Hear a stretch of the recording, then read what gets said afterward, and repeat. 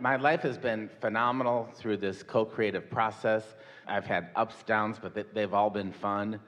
But the one thing where I'm like desiring clarity on and ease and understanding is how can my life be so resilient, meaning like when so-called negative things happen, I always say things are always working out for me, and then they do and everything. But it all goes to pieces when I think of my kids and my grandkids. I move into the judgment of it.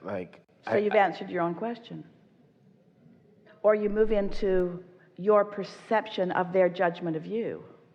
It's easier, we know, when you think about creating your own reality, when you're just thinking about you in relationship to things that you want.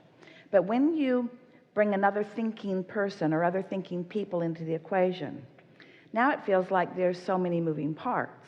And because you cannot be their point of attraction, you can't be their path of least resistance, you can't vibrate for them, you can't think for them.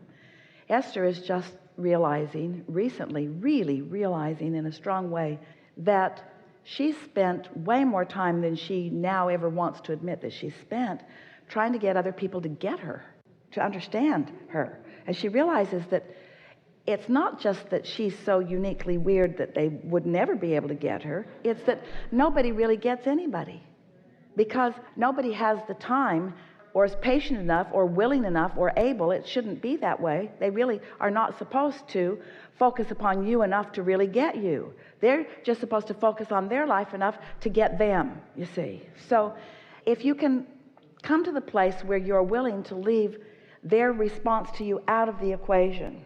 So here's something that we've been saying for a while.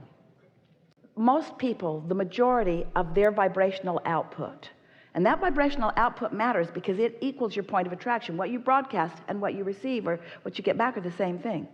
But the majority of what people are broadcasting is in response to what they are observing in others. So as you're observing behavior of others or attitudes of others or opinions of others, as you observe that, what you don't realize you're doing and what you don't mean to do, oh, hear this, hear this, hear this. As you observe someone else and their opinion of you, you, at the same time you are observing it, broadcast the signal, which means you attract the same thing back. So after a while, they can't buck your current. They can't feel differently about you than the sort of ongoing spiral that you've got going. They think that, you think that they think that, because you think that, you broadcast, now they have to think that because you're meeting them. They don't only think that about you, but that's the only part that you can get back. You can't know, oh, here it is. You can't know everything that someone else thinks about you if you think narrowly about what they think about you. Oh, did you hear that? So if you think someone thinks these handful of things about you, and you think about those handful of things, they can't meet you on any other level than on those things. So every time you have an experience with them, it's like that's the way they feel about you. When they may very well have many more things that they think about you, but because you don't think about those other things that they think about you, you can't meet them on that level. Most important thing we've ever said. And it wasn't on the first cassette. How do I do that to them? Because it's not, I mean, what they think of me is what they think of me, which is really none of my business. But except, do you not think that you think about what you think they think of you? No, I'm more worried about what I think of them, because I'm not enjoying the experience with them. Well, then you got to make stuff up. Now think about what we were just saying earlier about the relationship that our friend is in the process of creating. So you put the things into the vortex, and now let's create that wonderful, loving genesis or basis of the things that will become. If you're thinking about them as they are, then that's what you're putting over there, and that's all that you can meet them on. So you've got to go deeper, go more general, be less specific, and think about the unconditioned. So how would you like them to be? Or better said, how would you like your feeling response to feel in response to who they be? Well, I would like to be more detached from the choices that my daughter makes. Like, for example, I mean, she lives on public assistance. She doesn't have the time to spend with the kids. They don't get to do a lot of the activities that I know they would like to do right, unless I step in, Well, that's good. All right, that was a good conversation because you've given us the what you don't want, and so without even knowing it, you've put a whole lot of what you do want into the vortex, and that has been in the process of becoming. So there's a much brighter future for all of these people because they're important to you and because you've created around that. So we know what that feels like. That feels like disappointment to you. Feels like a little bit of maybe failure on your part. It feels like I should have done differently. It feels like she should know better. It feels like resentment on your part because you did try to teach her differently. That's not the example that you set, so where did she pick that up? Right. Keep going. So there's all those feelings. Yeah. But keeping those feelings fostered keeps leading to those things. It does. Because it can't be otherwise. You can't influence upward experience for someone when you've got downward vibrational expectation or emotional expectation. You following this thoughts to thing train? And so let's find some different unconditioned emotions, unconditions. And sometimes it's hard to get there when you've just been somewhere else.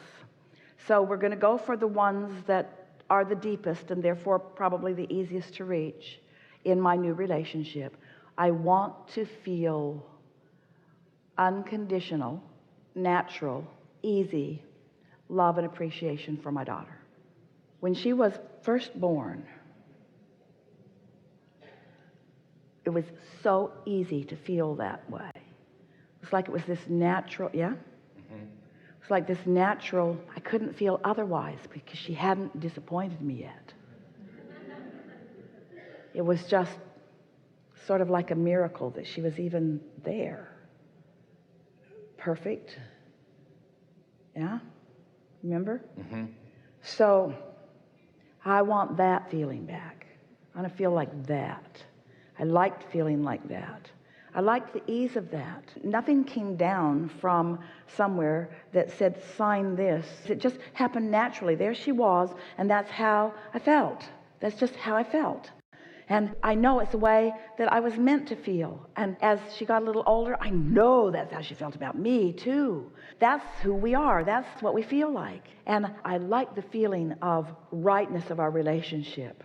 And I like knowing that my job was to be a part of introducing an avenue in, and that I really did that, and that I provided the opening, the vortex through which she would come into this time-space reality. I know that I did that just right.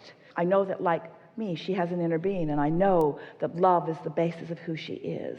And I know that I've changed over time, that it's much easier for me to get to a place of feeling good than it once was. And I believe that that's possible for everyone. And there isn't anything wrong with the way she's living life. She's finding her best way. In other words, she's found a way to survive, and bless her for that. And she really has not been dependent upon me, and bless her for that. And whenever I step in, it's out of my desire for life to be a little better for them. She's not soliciting from me. She's not asserting into my experience. She's not deliberately taking anything. She's just being, sort of like she beed when she was first born. It was just easier to love her the way she beed when she was first born than the way she bees now. But I can still remember, and I can still conjure, and I can still find that feeling. And so as you do that more and more, if you want to, if you would have the ability to never think about her again, then we would not have this conversation, because she does not need you to be her vibrational support. Your vibrational support might not even positively affect her anytime soon. It will only positively affect you. But the question that we have for you is, if you could just never think about her again, you ask for detachment. It's not detachment from her you wish. It's detachment from what's unnatural within you that you wish. And so you would like her to be different so that you could feel about her the way you felt about her when it was easy to feel that way about her. But that's not how any of this works, you see. I know. You got to find the way to feel that way anyway. And if you can't, then you got to not think about her. There are many things that in a day will come into Esther's awareness, and she'll say, oh, I'm not going to think about that. At the first moment that it comes, if she just turns away, then she's just fine. Something else takes its positive place right away. But if she looks back at it for a minute, if she gives very much time to it at all, now she's hooked into it, and now she's got real work to do. Well, it's no wonder. You got some real work to do. We just don't want you to ever do that work again. We really mean that. You have some real work to do to undo all the thoughts that you've ever thought about somebody. It would take more than you have physical time in this lifetime or the next 2 or 3 to undo all of that. Don't even try. Just go straight to the unconditional love and find it or don't, and then change the subject, and then just go straight to the positive expectation. You can do it easier with her children than you can with her. It's easier for you to get there, and that might be the bridge in for you. But this is not going to be a difficult thing. Someone asked yesterday, well, how long is it going to take me? They'd listened for quite a while, and then their question, which made the audience laugh, okay, so Abraham, I get all that. So how long is it going to take me to get from here to there, from there to over there, from where I am to where I want to be? And we said, we can give you the precise timeline. It's as soon as instantaneously or eternity. It all has to do with how much you care about feeling good. And we can tell by interacting with you, we can tell how much you care about feeling good. And so we're more on the instantaneous side in our expectation than we are the 16 years or eternity. This is a really good time for a segment of refreshing. Esther's husband, Jerry, he made his transition about 4 years ago. But when Esther met him, she was so exhilarated by knowing him because he already somehow had come to understand that thoughts do turn to things. And she watched him through the years that she was with him, over 30. And she noticed that when he had an idea about something, he often didn't talk about it to her in the early stages. And she always thought that was odd. At first it really bothered her. You know, you need to let me in on these things in case I don't want to do them. And he would say, precisely. Why would I talk to you about something before I have enough momentum that you can't stop it from happening? And Esther thought, that's tricky. I don't know if I like that very much. But she really had no choice because Jerry was very private about things, very contemplative. She'd see him sitting at his desk, and he'd be sitting, and he'd have his notebook out on his table as if he was going to write something really profound and important. And she would look sort of as she was walking by. She would realize that nothing was written, but that he was deep in thought. And she used to call him the contemplator because she could see that he was contemplating. And as time went by, she knew that it wasn't really very nice of her to interrupt his contemplation.